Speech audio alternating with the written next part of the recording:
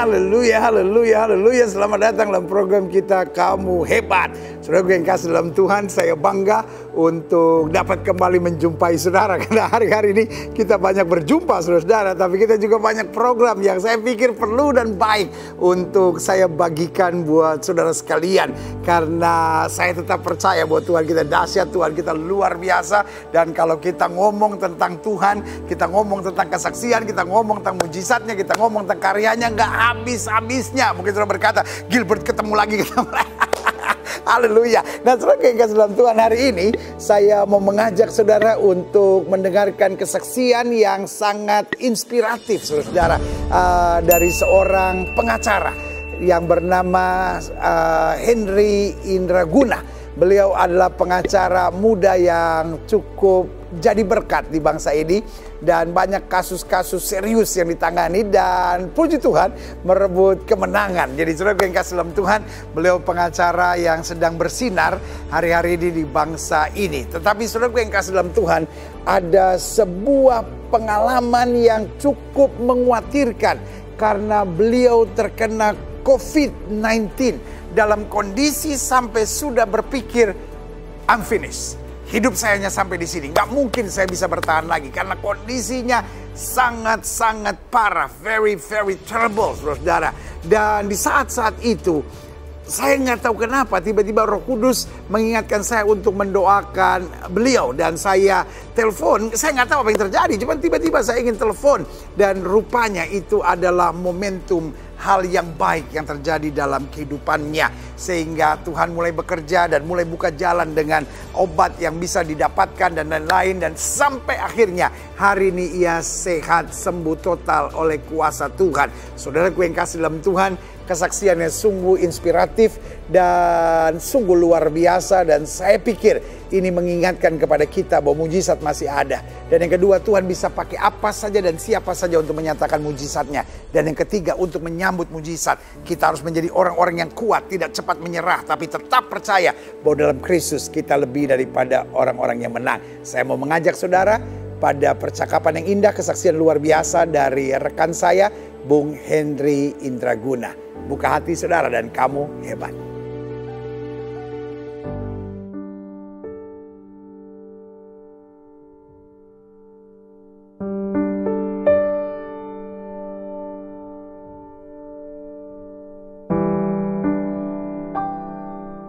Saya Henry Indraguna, pekerjaan saya adalah pengacara. Saya mau menceritakan tentang kebaikan Tuhan yang sangat luar biasa dalam hidup saya. Singkat cerita begini, pada saat di bulan Maret, tanggal 4, 2020, itu malam harinya saya demam. Ya, kebetulan karena pekerjaan saya itu adalah lawyer, pengacara, saya harus keliling seluruh Indonesia. Dan pada saat itu kalau tarik ke belakang 14 hari, itu berarti saya ada di Manado. Karena kebetulan saya baru mendapatkan tugas untuk bersidang di kota Mobago, itu kurang lebih 3 jam dari kota Manado. Jadi saya harus terbang dari Jakarta 3 jam, selanjutnya dari Manado saya harus berjalan darat, memakai kendaraan mobil, itu kurang lebih 3 jam. Nah, setelah sampai sana sidang, balik lagi dan kembali ke Jakarta. Itu setiap minggu kita harus lakukan. Nah, singkat cerita, tanggal 4 malam saya demam, tanggal 5 saya minum obat biasa dulu, ternyata nggak turun. Akhirnya saya putuskan untuk memanggil dokter online. Kenapa saya memanggil dokter online? Karena saya takut di situ di televisi sudah mulai rame tentang COVID-19. Takut saya kalau masuk ke rumah sakit nanti malah saya diisolasi. Nah, tanggal 5 dokter datang ke rumah saya diinfus dengan antibiotik, diinfus dengan paracetamol, dan dikasih vitamin C selama 4 jam, akhirnya panas saya turun. Saya cukup gembira dan luar biasa, puji Tuhan. Nah, besoknya saya sudah sempat jalan-jalan dengan keluarga saya ke Plaza Indonesia. Malam harinya ternyata saya demam lagi. Panas sampai dengan 40. Karena sudah demam panas 40, akhirnya saya stres, saya angkat tangan, saya menyerah, saya untuk masuk ke rumah sakit. Nah, pada saat itu saya diantar oleh istri saya masuk rumah sakit, yaitu Rumah Sakit Pondok Indah. Nah, di UGD atau IGD saya dirawat, diinfus, diambil darah, dicek bahwa cek trombosit saya, cek DB saya, tipes saya, dan leukosit saya, terus dikasih obat antibiotik dan penurun panas, paracetamol itu dimasukkan dalam badan saya lewat infus. Akhirnya dalam 3 jam kemudian saya sudah sehat dan diperbolehkan pulang. Puji Tuhan tuh yang kedua. Saya pulang seperti biasa, tidak ada kendala, tidak ada masalah. Selanjutnya sampai malam ternyata saya demam lagi. Dan demamnya udah mencapai 41. Karena saya cukup khawatir, akhirnya saya minta kembali ke rumah sakit untuk dirawat. Nah, selama rawat inap di situ, saya total rawat inap ada 5 hari. Hari pertama, kedua, ketiga, keempat itu prosesnya semakin hari semakin bagus. Jadi bukan semakin jelek, ya semakin bagus. Saya bisa makan, saya bisa mandi, bisa sikat gigi sendiri, ya. Nah, itu pun juga saya masih banyak tamu yang datang ke kamar saya. Nah, hari keempat saya diperbolehkan oleh profesor untuk pulang hari kelima.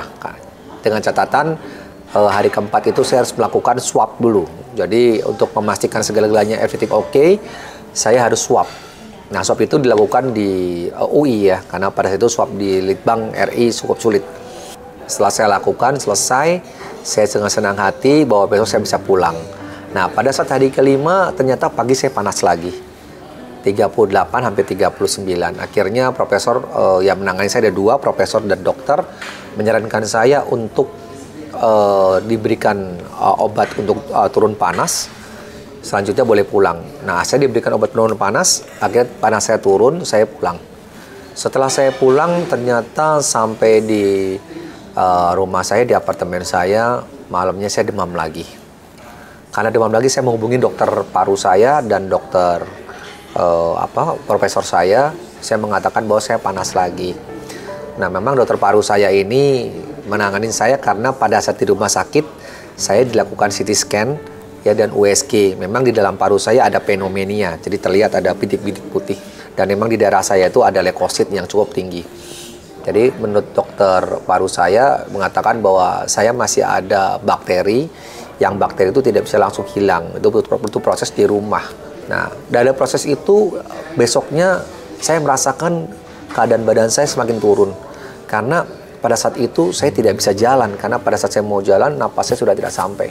Napasnya pendek-pendek. Dan saya telepon ke dokter paru, disarankan untuk membeli oksigen. Setelah saya membeli oksigen, saya pakai oksigen ke toilet untuk buang air besar. Saya memakai oksigen, itu pun nggak bisa lama. Karena kalau lama saya pusing, kepala saya udah kayak mau pingsan. Saya hanya bisa bernapas pada saat tidur. Makan semua dilakukan servicing di bed. Bahkan saya buang air kecil pun di tempat tidur. Itu dibantu oleh istri saya. Begitu beratnya hidup saya, semakin hari semakin turun. Nah, sedangkan obat tidak ada. Nah, saya kontak profesor mengatakan bahwa hasil lab akan keluar untuk swab saya. Dan akhirnya sore itu profesor telepon saya mengatakan saya positif COVID. Akan tetapi COVID ini COVID-19 atau COVID bukan. Di situ saya mendapatkan pukulan yang sangat berat karena itu pada saat pandemi COVID yang gelombang pertama ya.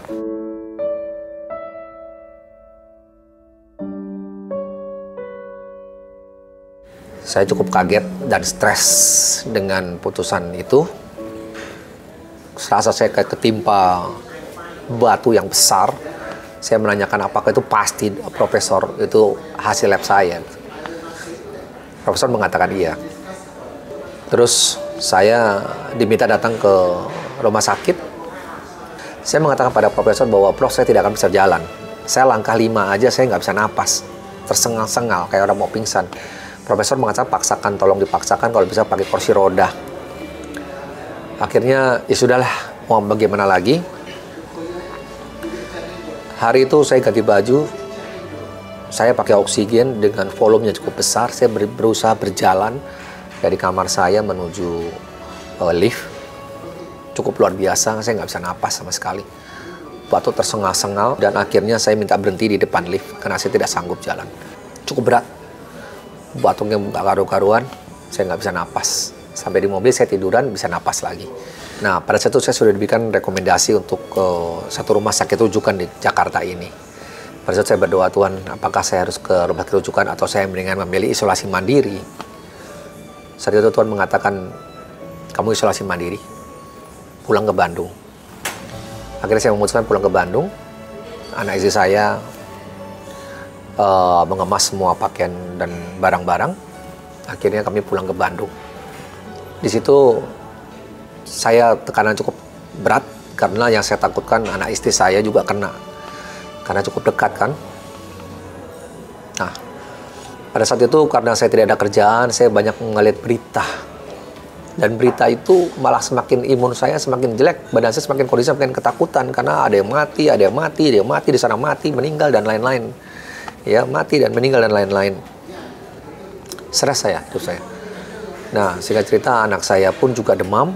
Karena anak saya demam, saya pusing, saya minta istri saya untuk segera kirim ke dokter untuk memastikan everything is okay. Di situ tekanan saya cukup luar biasa sekali. Nah, pada saat malam itu istri saya bawa anak saya ke dokter dan saya ditemani oleh adik saya. Saya curhat sama adik saya. Saya tidak punya obat, nothing. Dan saya tahu ada dalam paru saya ada bom, ada pneumonia. Dan ini akan meledak kapanpun juga. Dan tadi malam, sebelum malam itu, napas saya yang kanan panas, yang kirinya dingin. Wah, saya merasa bahwa tidur pun juga ada kendala nih di dalam napas. Stres buat saya. Pada saat itu saya sudah berpikir negatif. Saya sudah selesai hidup saya. Wah, tekanan luar biasa. Cuman saya berpikir tidak hanya diri saya sendiri, takutnya anak saya, istri saya kena semua. Itu yang buat tekanan saya jadi sangat berlebihan sekali. Dan malam itu saya udah nggak tahu lagi mau gimana. Dan saya sempat pamitan sama istri saya. Dalam otak saya cuman selesai hidup saya, bagaimana cara saya selesainya nanti. Itu saya sudah pikirkan. Malam itu saya mau tidur, istri saya nangis karena saya pamitan. Dan pada saat itu Tuhan berkata kepada saya, Henry, kesusahanmu cukuplah hari ini, hari esok adalah milikku. Kekhawatiranmu tidak akan menambah sehasta jalan hidupmu. Itu yang didapatkan saya. Pada saat itu Tuhan berkata pada saya. Memang bicara iman sangat sulit. Tapi saya berpikir bahwa apapun saya khawatirkan nggak ada jalan, karena nggak ada obat. COVID tidak ada obat sama sekali. Saya udah nggak tahu harus bagaimana pada saat itu. Akhirnya saya cuma bisa berserah pasrah. Tuhan, saya pasrah. Apa terjadi dalam diri kehendak-Mu saja. Yang betul, kekhawatiran tidak menambah jalan hidup saya. Betul. Dan hari ini adalah, kekhawatiran ini cukuplah hari ini, hari esok milik aku. Akhirnya saya pasrah. Saya tidak punya obat, Tuhan. Saya tidak ada obat. Aku serahkan pada Engkau. Pada saat saya tertekan paling dalam, saya tidak mau membuka telepon saya, tidak mau mengangkat telepon dan membalas WhatsApp teman-teman saya. Saya tidak ada keinginan, karena dalam hati saya pada saat itu hanyalah bagaimana cara saya sembuh. Entah bagaimana Pak Gilbert telepon saya, Pastor Gilbert telepon saya angkat. Cuma katakan, Bung Henry, bagaimana keadaan? Saya bilang, saya sakit, Pastor. Boleh saya berdoa? Saya didoakan oleh Pastor. Itulah satu-satunya handphone yang saya angkat. Lain saya tidak pernah angkat. WhatsApp tidak ada saya angkat. Cuma Pastor Gilbert saja yang saya angkat. Saya didoakan oleh Pastor Gilbert pada saat itu. Setelah selesai, sudah. Tidak ada lagi yang saya angkat telepon. Dan saya jawab WhatsApp. Nah, pada saat kemarin, saya setelah sembuh, Pastor Gilbert telepon saya. Menceritakan, saya cerita. Pastor, ingat gak pada saat kemarin Pastor telepon saya? Itu di mana titik kritis saya dalam hidup saya yang paling parah. Saya tidak bisa makan, mual, muntah. Berat badan saya hilang 7,5 kilo. Terima kasih Pastor Gilbert. You are the best. Akhirnya saya kontak profesor memberikan diri. Di situ profesor mengatakan bahwa segera beli obat. Namanya hydroxychloroquine. Wah, saya kaget. Ini jawaban Tuhan, saya bilang. Nah, setelah itu saya suruh anak kantor saya untuk membeli obat tersebut. Dan ternyata obat itu sulit sekali ditemukan. Tuhan cuma tunjukkan 2 tempat dan itu sisanya terakhir 15 tablet untuk saya. Selanjutnya itu nggak ada yang jual lagi. Saya beli obat itu. Nah, sebelumnya saya minta sama istri saya untuk cari obat di internet. Kalau pneumonia itu apa obatnya? Dan istri saya mendapatkan azitromisin, antibiotik. Istri saya beli dan saya makan itu di hari itu juga. Nah, jadi sebelum saya makan hydroxychloroquine, saya makan azitromisin dulu. Saya makan hari pertama, wah itu rasanya di perut nggak enak karena emang cukup keras obat itu. Nah, hari kedua itulah profesor memberikan saya obat, ya, itu adalah hydroxychloroquine. Nah, begitu saya dapat obat itu, saya pegang 2 tangan saya bilang, ini 2 obat, ini Tuhan yang kasih. Saya bilang, di mana tadi malam saya menginginkan obat dan hari ini Tuhan memberikan obat luar biasa. Obat inilah yang dari Tuhan. Saya makan dalam nama Yesus. Saya makan dalam nama Yesus. Jadi hari itu saya makan azitromisin dan hydroxychloroquine. Begitu saya makan obat itu, saya dengan iman, ini obat dari Tuhan. Karena ada sukacita dalam hidup saya. 4 jam kemudian, saya minta digendong, warna itu di lantai 2, saya minta digendong ke bawah ke ruang tamu. Saya panggil istri saya untuk melihat saya. Saya mau coba jalan. Akhirnya saya jalan 4 langkah, bolak-balik tanpa sesak napas. Dalam waktu 4 jam itu. Puji Tuhan, haleluya. Istri saya menangis, anak saya menangis, semua meluk saya. Ada harapan baru luar biasa. Dalam 4 jam saya bisa disembuhkan dengan obat tersebut. Saya sembuh 4 jam. Tapi saya tidak berani jalan lagi. Saya bilang, Tuhan, besok saya coba lagi. Hari kedua, saya makan lagi 200 mg kali 2. Karena 1 hari cuma makan 1 kali. Azitromisin tetap makan. Hari kedua saya panggil anak istri saya lagi. Saya mau melangkah ke toilet lebih jauh lagi. Disaksikan oleh keluarga saya, keluarga dekat saya jalan. Jalan luar biasa. Saya bisa jalan jauh. Dan hari ketiga saya bisa naik turun tangga. Ya. Hari keempat saya sudah normal. Tapi memang ada efek samping. Mata saya tidak bisa lihat berita-berita WhatsApp. Saya harus pakai kacamata plus 1,5. Dan kuping saya mendengung karena obat itu cukup keras. Akhirnya kita kontak ke profesor minta untuk diberhentikan hari kelima. Saya berhentikan hari kelima dan hari ke-7 sudah normal. Disitulah mukjizat terjadi ya, luar biasa dahsyat.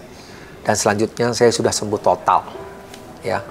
Terinfeksi sampai saya kena kurang lebih 14 hari. Setelah saya terinfeksi sampai dengan sembuh 14 hari juga. Jadi pas teorinya. Kalau namanya tumbuhnya imun ini bisa menetralisirkan dalam waktu 14 hari. Jadi Tuhan sungguh sangat baik. Hari ke-14 saya disembuhkan. Saya langsung bisa jalan. Tuhan tuh ajaib. Tuhan tuh luar biasa. Memang saya sering mengalami mukjizat-mukjizat seperti kayak begini. Tapi ini mukjizat yang paling sangat luar biasa. Karena sudah menyangkut nyawa saya. Saya diberikan second life. Hidup kedua. Saya bersyukur sekali saya bisa merasakan itu. Tuhan tuh ada, Tuhan tuh nyata. Walaupun saya setiap hari mengalami namanya keajaiban-keajaiban. Memang saya dibilang saya tuh anak ajaib. Saya dibilang tuh anak yang sangat dikasihi. Karena banyak dalam kehidupan saya, mukjizat-mukjizat itu terjadi. Kesaksian saya tuh banyak sekali sebetulnya. Tapi kali ini Tuhan tuh luar biasa. Malam saya membutuhkan obat. Saya berteriak, tidak ada lagi harapan dalam hidup saya. Tapi Tuhan cukup jawab. Kesusahan hari ini cukuplah hari ini. Hari esok milikmu. Kekhawatiran, kekhawatiran tidak akan menambah jalan hidupmu. Puji Tuhan. Tuhan itu sangat baik. Sangat luar biasa dalam hidup saya. Maka daripada itu, saya memesankan kepada semua teman-teman saya, sahabat-sahabat saya, dan anak-anak Tuhan, dalam mengalami pandemi COVID-19 ini, pesan saya yang pertama, punyalah kita iman yang luar biasa, bahwa 1 lembar rambut jatuh pun harus atas izin Tuhan. maka percayalah bahwa Tuhan mengatur segala-galanya. Dia tidak akan memberikan ujian lebih daripada kemampuan anaknya. Punyalah iman bahwa Tuhan akan melindungi. Tidak akan memasukkan virus COVID ke dalam tubuh kita tanpa izin Tuhan. Punyalah iman yang pertama. Yang kedua, pakai masker. Yang ketiga, cuci tangan. Yang keempat, tidak boleh tangan itu sentuh mata, hidung, mulut, disiplinkan. Kalau mau menyentuh, harus cuci tangan dulu atau pakai tisu. Yang keempat, jangan lagi mendengar berita-berita dunia yang negatif tentang COVID-19. Itu akan membuat imun kita hancur. Ya, yang kelima, ya, mulailah kita menjaga imun kita dengan makan vitamin C, D, E. Makanlah vitamin yang bagus, berjemurlah 10 menit. Hati yang gembira adalah obat, semangat yang patah mengeringkan tulang. Itu kata firman Tuhan. Maka hati harus gembira dan sukacita. Dan semua itu kembalikan kepada Tuhan. Percayalah, kita bisa melewatin pandemi COVID dengan baik dalam nama Yesus. Terima kasih, Henry Indraguna. Segala puji, hormat, syukur hanya bagi Tuhan Yesus saja. Bung Henry Indraguna. Keren, kesaksiannya luar biasa. Bung, Tuhan kasih kesempatan hidup yang kedua. Ini yang saya bilang nyawa sambungan, nyawa titipan surga. Berarti Bung bukan hanya terima mujizat dari Tuhan, tapi terima mandat baru dari surga. Bahwa hidup yang sekarang biarlah bukan hidup yang biasa-biasa, tapi hidup yang jadi berkat, hidup yang memancarkan kemuliaan Tuhan, dan hidup yang memenangkan banyak jiwa.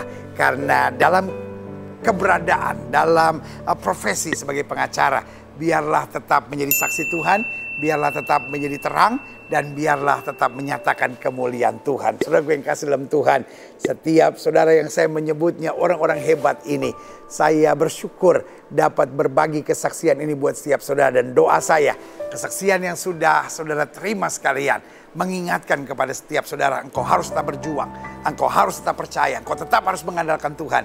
Karena Tuhan selalu punya jalan-jalan yang ajaib dan luar biasa buat setiap orang yang mengasihi Dia. Dan saudara yang kasih dalam Tuhan, saya kembali mengingatkan saudara, kamu hebat. Haleluya.